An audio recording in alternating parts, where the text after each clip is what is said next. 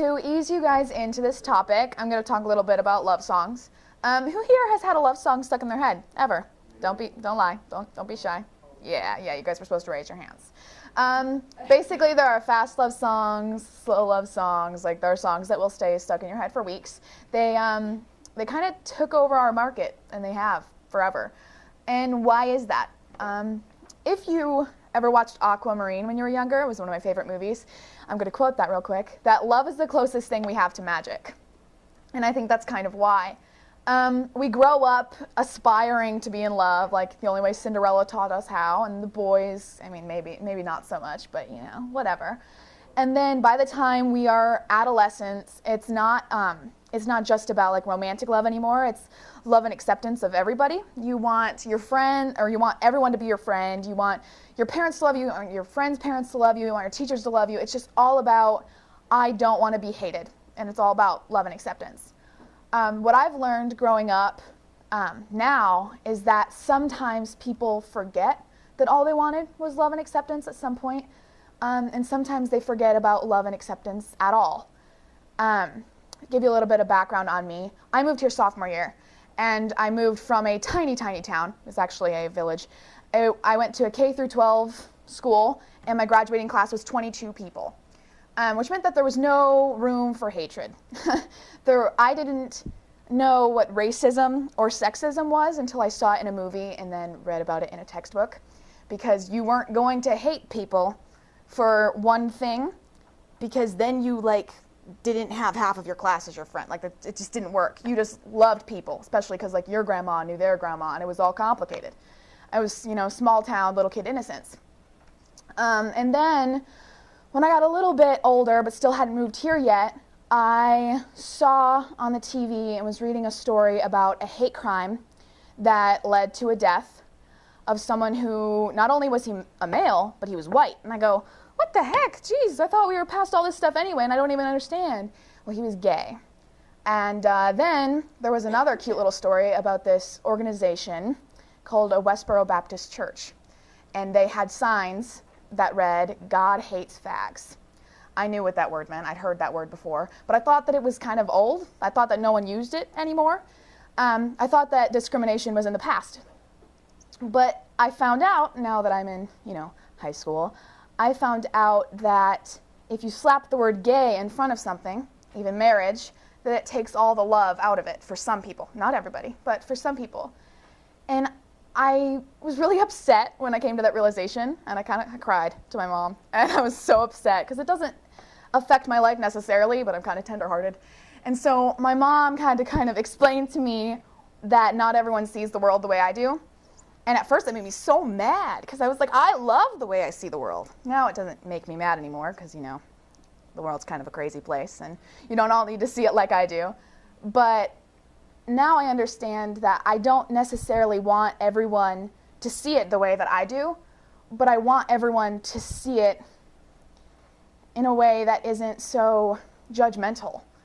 I think that if everyone just minds their own business and focuses on what they love and on getting acceptance from the people that they love and boosting themselves up, then it will become a lot less about what they hate.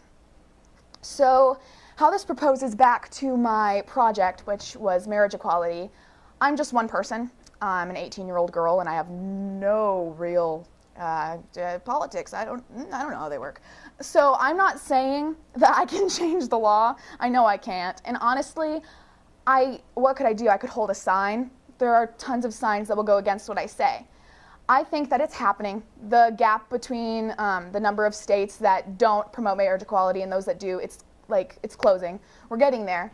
I don't think that's my place in this. I think that my place in this is promoting acceptance and love.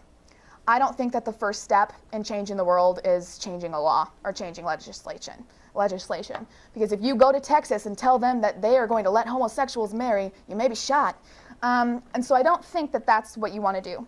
I think that it's one of those things where you should have speakers, you should have knowledge available to everyone. That's not just your parents, your school, your church, or even your government. I think that you should be able to listen to everyone around you so you can actually formulate your own opinion. And if your opinion is still hatred, after you focus on yourself and you spend all this time loving everything that you love with all of your being, I don't know how you have room for it all. So that's basically what I am promoting. I'm promoting focus on what you love and love it with all of your being, because then there's no room left for hatred. Love your love. My name is Kaylis Dyer, and I'm your average 18-year-old girl from the suburbs, headed off to the real world. Well, sort of. I'm headed off to Muncie, Indiana to study public relations at Ball State University. And when I go, I'll be taking all of these things with me that I've kind of gathered over the years in a little love basket. Fall in love with as many things as possible and put them all in your love basket. That's the great thing about them, that they never really fill up. Let's say there's something you grow out of, something that used to take up a lot of room. Your love basket bouncer doesn't just kick them out. He pats them on the head, gives them some hot chocolate, and tells them that they've had a good run, and that they'll never be forgotten. In order to move on, you must understand why you felt what you did and why you no longer need to feel it. Mitch Albom. That's what I love about love baskets. That they'll welcome as many things as you can throw at them, no matter how full they feel. That's what my parents taught me growing up, that love was the most important thing and you never run out. We're all just walking each other home after all. So that's how I went through life, loving everything. Naturally, that made some parts of our history hard for me to understand, and made some things I had to see growing up even harder to understand. I saw people being judged by how they filled their love baskets, and I saw them being defined by just one thing they had in there. Who are we, really? You are not a name, or a height, or a weight, or a gender. You are not an age, and you are not where you are from. You are your favorite books, and the songs stuck in your head. You are your thoughts, and what you eat for breakfast on Saturday mornings. You are 1,000 things, but everyone chooses to see the things you are not. You are not where you are from. You are where you are going, and I'd like to go there too. So be strong, little marshmallow. I remember being hurt when I was young by kids who make fun of me because they filled their love basket differently than I did and made me feel inadequate. So I tried to clean her out. I tried cleaning out my love basket and throwing away everything I deemed socially unacceptable, but my love basket bouncer wouldn't let me. He was right. If only our bodies would marry the beauty growing inside them, it wouldn't be so exhausting trying to love ourselves. Christopher Poindexter. I don't have to justify what I love, because it's what I love. And you don't have to justify what you love, because love is never wrong. She keeps me warm. She keeps me warm. She keeps me warm.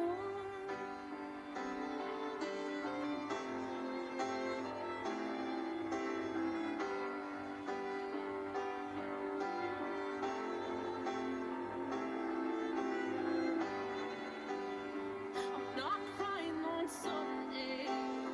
I'm not crying on Sundays. I'm not crying on Sundays. No. If you want to be successful, it's just this simple. Know what you are doing, love what you are doing, and believe in what you are doing. And love your love.